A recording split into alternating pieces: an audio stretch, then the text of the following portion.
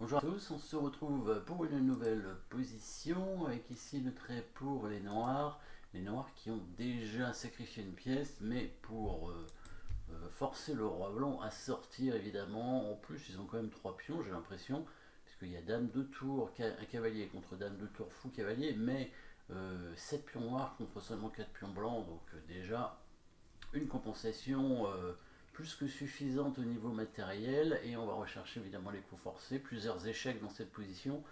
Euh, la dame pourrait donner échec à différents endroits, mais le seul endroit où elle n'est pas en prise ce serait en D6, mais le roi blanc va s'enfuir, probablement.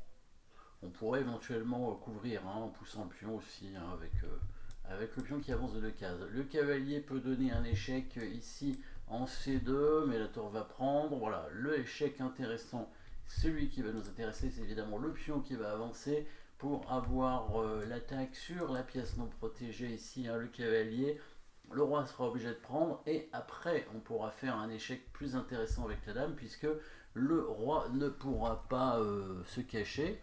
Donc ici il n'y a pas beaucoup d'échecs, c'est le seul finalement avec la dame intéressant. Voilà, 2 cases ici pour le roi, en C3 ou en C4. S'il vient en C3, alors l'échec en C5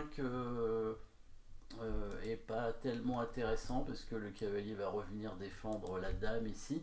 Donc il n'y a pas d'attaque à la découverte. La dame n'est pas protégée, on pourrait essayer d'utiliser l'attaque à la découverte, mais le cavalier va défendre la dame, tout le temps évidemment le bougeant puisqu'il est attaqué. Par contre ici on va simplement faire le coup forcé qui permet d'attaquer la dame. Alors on pourrait prendre le fou, mais ce serait pas suffisant non plus. Il n'y a pas assez d'attaque derrière. Par contre, le petit coup cavalier F5, simplement pour attaquer la dame, qui est un coup forcé aussi. On attaque la dame dans l'idée de viser la case en D2. Les blancs ne peuvent pas éviter que la dame se rende en D2. Si la dame vient en D3, il y aura dame C5 échec, bien sûr, qui permet à la fois d'attaquer le cavalier et la dame. Les blancs ne peuvent pas défendre les deux en même temps. Et sur dame 4, on aurait simplement dame D2. Donc là, on va déjà on attaque le fou, on attaque le cavalier aussi, qui n'est pas protégé, donc lui il est perdu. Et sur roi B3, voilà, on fait cet échec, et après on va prendre simplement le cavalier, conservant les 2 pions d'avance, avec toujours l'attaque. Les blancs n'avaient pas tellement le choix, puisque s'ils venaient évidemment en C4, ils allaient perdre directement la dame, avec tour des 4 échecs. Donc dans la partie, il est venu en C4. Le coup cavalier F5 est moins bon, puisque maintenant il y aurait peut-être cet échec avec la dame, qui permet de gagner un temps et de peut-être ramener ensuite une tour pour défendre. Là le coup est pas si évident, le bon coup est pas si évident à trouver quand même. Toujours ce cavalier non protégé, qu'il va y avoir un problème, mais aussi une autre pièce non protégée ici, on s'aperçoit, c'est le fou. Oui, il n'est pas protégé puisqu'il est protégé qu'une seule fois, déjà attaqué une fois. Donc en fait, si on prend le fou, évidemment, la dame ne serait pas protégée, et on pourrait tenter menacer une petite enfilade, avec ce joli coup de pion qui avance ici, avec la menace dame à 6 échec, mais aussi l'inverse, prise du fou, et ensuite dame à 6 échec qui attaquerait à la fois le fou et le cavalier.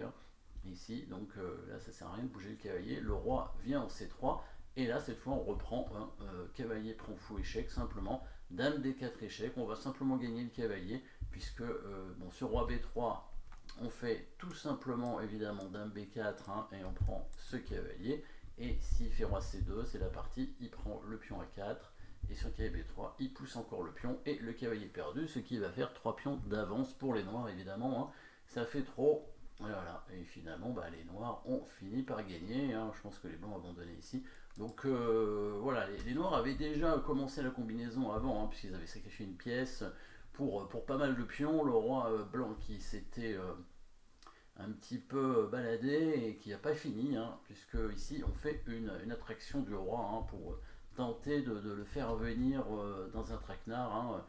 Pas tout à fait un réseau de maths, mais en tout cas un réseau d'attaque de pièces qui permettra de gagner une pièce, de récupérer la pièce, parce qu'il y a quand même pas mal de pièces non protégées ici chez les blancs. Voilà, merci d'avoir suivi cette position.